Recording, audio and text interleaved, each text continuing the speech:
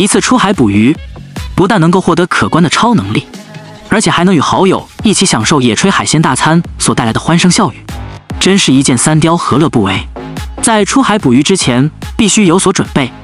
今天一大早，海哥与小帅正在为自制的鱼笼进行深度伪装。他们砍来了几片椰子叶，然后去头去尾，并用鱼线将其绑在鱼笼的顶部。其作用很明显，就是让进鱼笼里面觅食的鱼儿放松警惕。海哥他们铺设完毕之后，便开始为猎物准备诱饵。海哥从抄网拿起小鱼，便用砍刀开始将其剁成块状，而旁边的小帅则不慌不忙拿起木盘和小木头，等待着海哥送过来的半成品，再次将鱼块进一步深度加工。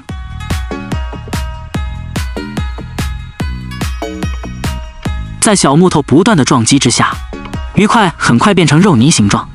这样的好处就是鱼的腥味能够更快的从海水中溶解并散发出去，从而快速吸引小鱼群集结，引来更大猎食者。他们三人分工明确，海哥神乎其神的刀法，小帅千锤百炼的锤法，以及摄影技术早就达到登峰造极的摄影师胡子哥。三人全程配合甚是默契，这得益他们多年来出海捕鱼的出生入死，相互照应。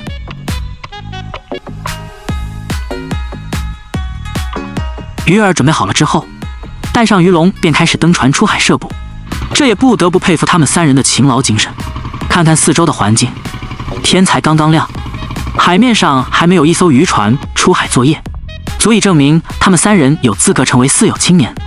不到一会功夫，坐在船头的小帅选好了摄捕地点，抛下船锚，固定小船，而在船尾掌舵的海哥也关掉引擎，走去船头。两人开始拉拽鱼笼，抛下海中。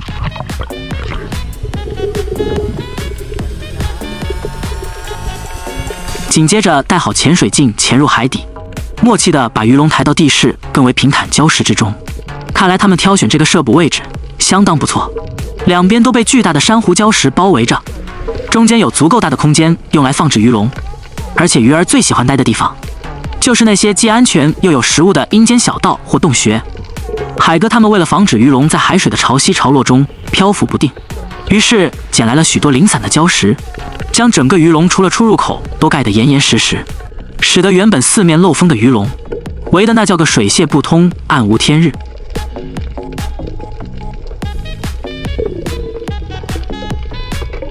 把鱼笼安排妥当之后，便是投放鱼饵了。一碗满满当当的肉泥，就是猎物的最后晚餐。海哥将大部分肉泥都投放在鱼笼内部，毕竟那里才是鱼儿的主要坟墓。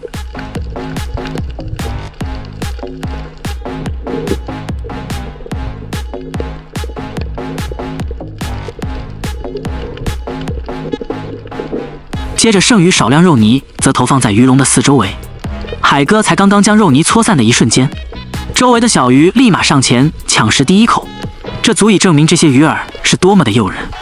接下来唯一能做的也只有等待。3天后，海哥三人驾船回到摄捕地点，投下船锚，带上潜水镜，准备今天的大丰收。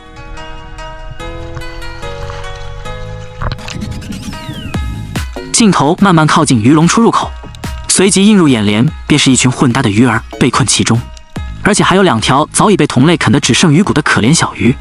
妥妥的丛林法则，适者生存，勇者胜。海哥和小帅大概巡视一番之后，便开始着手把鱼笼拉回渔船。他们第一时间清除鱼笼上面和周围的礁石，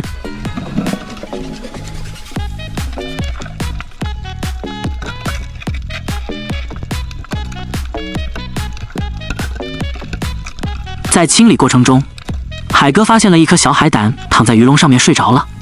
为了不打扰它正常生活，他还是小心翼翼将其安放在旁边的礁石中。从这一点可以看出，海哥做事很严谨且很有爱心。清除完礁石之后，海哥和小帅一头一尾抓着鱼笼卖力地往上游。看似简单，实则不简单。特别要把鱼笼拉上渔船的时候，两人更是用尽9牛2虎之力，一拉一拖才得以把它拽了上去。他们迅速解开绑在鱼笼上的椰子叶，然后小帅托起鱼笼另一端，里面所有的鱼儿瞬间往海哥那边倒了下来。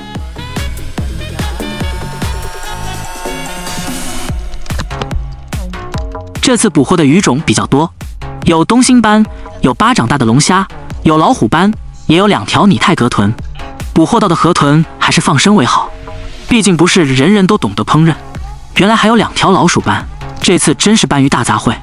最终海哥还是将它们放生了。海哥他们忙碌了一个早上，为了犒劳自己，决定就地取材，来一次荒野野炊。他们登上附近的一座小岛，捡来一些干草和木柴，用火柴生起了篝火。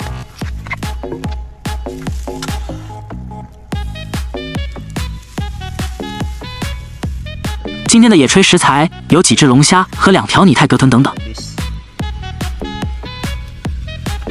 海哥把活生生的拟态河豚直接放在火堆上烘烤，瞬间灼热的疼痛感，使得拟态河豚在火堆上活蹦乱跳起来，差点就掉落山下。幸好小帅及时按住，使其回归炭火之中。紧接着，海哥又拿来了3只龙虾放入火中，让其手舞足蹈，自生自灭。他们为了能让火势更猛烈一些，拿着拖鞋使劲煽风点火。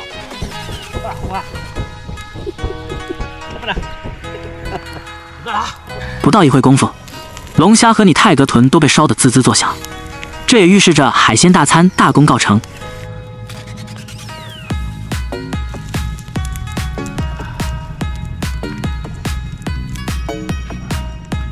剥开乌漆嘛黑的龙虾壳，里面的龙虾肉则雪白无瑕，一阵阵鲜味瞬间充斥在周围的空气当中，一口下去，香气四溅，满满的幸福感油然而生。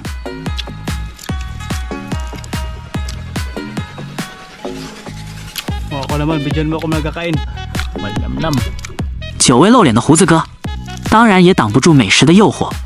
不管这么多，先来一只炭烧龙虾最实际，大口朵颐才是享受美食的真正奥义。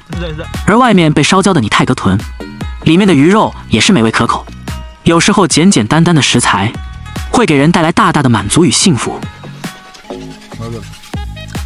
3人吃饱喝足之后，便马不停蹄地前往鱼儿收购处。老板娘也干净利索地将其一一过磅。最终，他们今天的收入总共是3928比索，折合人民币476元。终于来到最激动人心的分钱时刻，你1000，他1000，我也1000。分钱的仪式感满满。从摄捕到捕获，每人分得158块。一次出海捕鱼，不但能够获得可观的超能力，而且还能与好友一起享受野炊海鲜大餐所带来的欢声笑语，真是一箭3雕，何乐不为？快乐就是这么简单。这样无忧无虑的生活方式，你们向往吗？欢迎在评论区说说您的看法。